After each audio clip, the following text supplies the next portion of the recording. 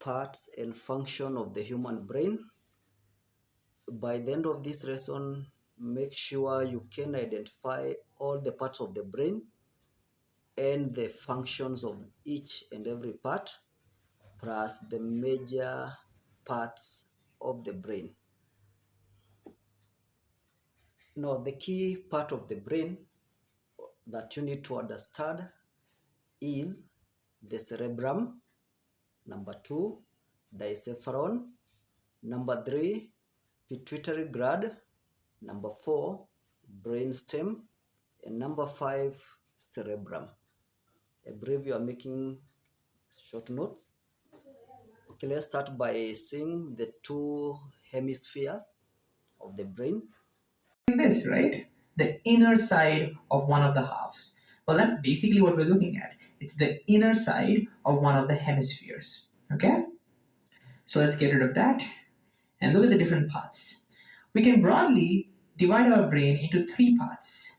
The forebrain, which is this big yellow section, the midbrain, which is this tiny pink section, and the hindbrain, or the lower brain, which is this blue section.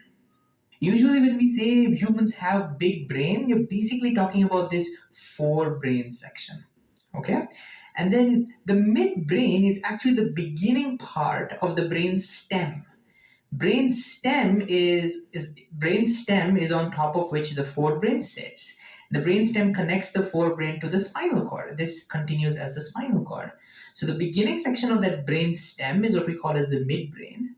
And then the later section of the brain stem is a part of the hindbrain. Right? This is the hindbrain. And the hindbrain also consists of this section. This itself looks like a mini brain all by itself, but that and the remaining portion of that brainstem is basically what we call the hindbrain.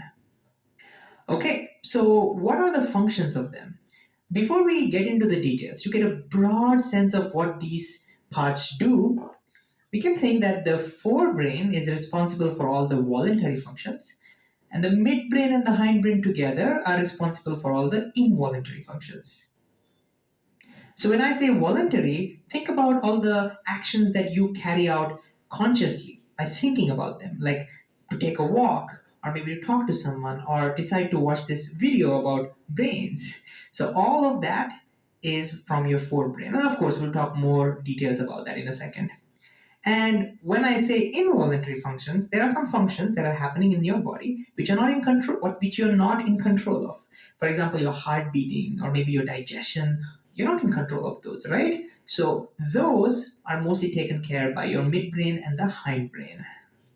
So how do we remember which part does which? Well, the way I like to think about it is I remember that what makes humans special is their big brain, big forebrain. And I remember that we have this amazing intellectual ability, right? Our intelligence. So forebrain gives us our intelligence. So it's because of that I can do all my thinking and all my decisions, and also I can walk and talk because of this. So that's how I basically remember forebrain controls voluntary actions.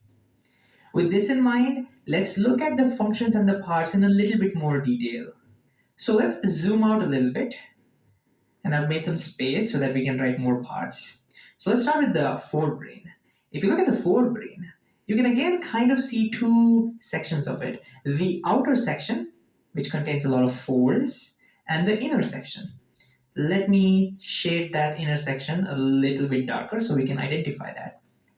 So the outer section, right, this big giant outer section, it's called the cerebrum.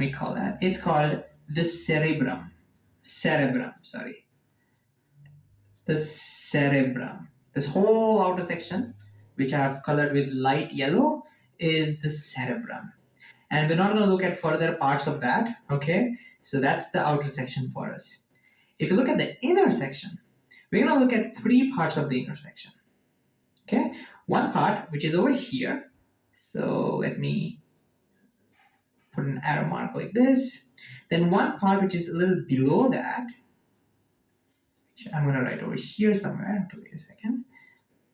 Yeah, let me write that over here. And this small thing that you can see, that one. These are 3 parts that we need to remember, at least for our syllabus, okay? So this one, you know what we call that? That is called the thalamus. Let me use this color, okay. It's called the thalamus. And these are all Greek names, okay, so it will not make sense to us. But I looked up, thalamus kind of means an inner portion or inner region. And that's basically what this is, right? It's the inner region of our forebrain. So the part that comes below that is called hypothalamus. So the next part is hypothalamus. And hypo kind of means lower, so it's the lower part of the thalamus, hypothalamus. And this last part, which we'll be interested in, this one, this small thing that you can see over here, that is called the pituitary gland. Pituitary gland.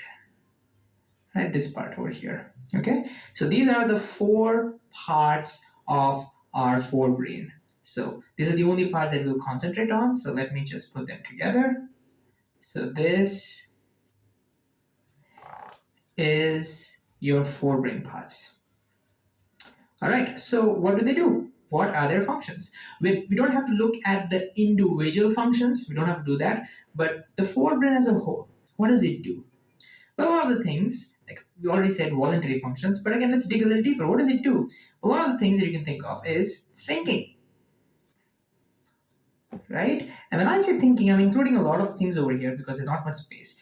Thinking, your learning ability, your speech, language, all of that comes from your forebrain. But what else? To think about what else your forebrain can do, take a look at this picture. The reason you're able to see this is you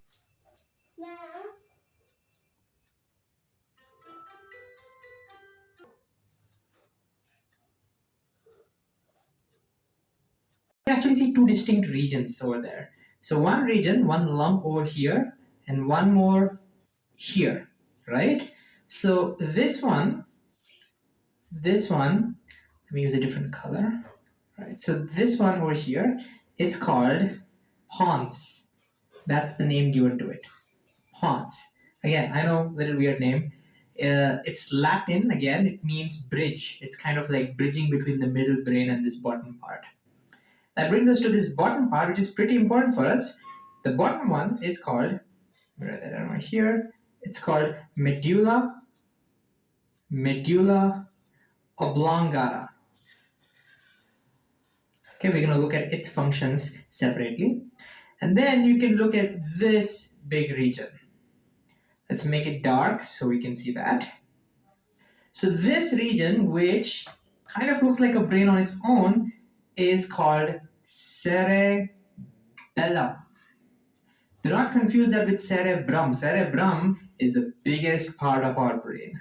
Cerebellum, that's the name given to this. So these three regions are going to be the part of our hindbrain. These are hindbrain. And since we're not going to look at the parts of the midbrain, this is it. This is all the parts that we need to remember. So again, what are the functions of the hindbrain? We already saw it's involuntary, but let's look at the individual one. Let's look at medulla oblongata and the cerebellum. These two are important for us. So what does the medulla oblongata do? Well, again, it controls most of the life-giving involuntary processes. Okay, so we'll say life-giving involuntary processes. I'll just write involve, okay? Involuntary processes. That means these are the most essential for life, like your heart beating, your breathing, digestion, all of those essential things are taken care of by your medulla oblongata. Along with that, it also controls some of your reflexes. Now, if you've studied about reflexes before, you may be wondering, hey, isn't that controlled by your spinal cord? Yes, some of them are controlled by the spinal cord, but some of the reflexes, like your sneezing, coughing, those are controlled by your medulla oblongata. All right. The idea is the reflexes are not controlled by your thinking part of the brain. None of the reflexes are controlled by the forebrain. That's why they're even called reflexes. But the medulla does control some of your reflexes as well. So these are the two major functions of the medulla. Okay, what about the cerebellum? It's getting a little crowded. I hope you can see them apart. So again, I'm going to put some division over here. Anyways, so what does cerebellum do? Well, cerebellum also has some involuntary function, but it's a little different. One of its function is to maintain balance. Balance.